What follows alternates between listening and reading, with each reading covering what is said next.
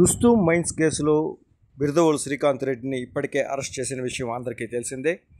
మరో 3 రోజులు విచారణకు శ్రీకాంత్ రెడ్డిని ఇవ్వాలని కోరుతూ డిఎస్పీ కోర్టును కోరడంతో 12, 13, 14 తేదీలలో ఉదయం 10 నుంచి సాయంత్రం 5 గంటల వరకు విచారణకు కోర్టు అనుమతులిచ్చింది.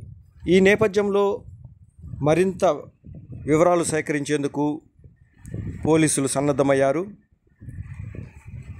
రేపు ఎల్లుండి 14వ తేదీ అతన్ని విచారణకు పోలీస్ కస్టడీలోకి తీసుకొని ఉన్నారు.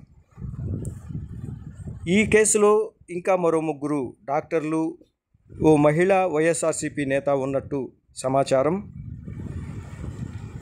దీనిపై మరింత ముందుకు సాగేందుకు డిఎస్పీ విచారణ చేపట్టనున్నారు.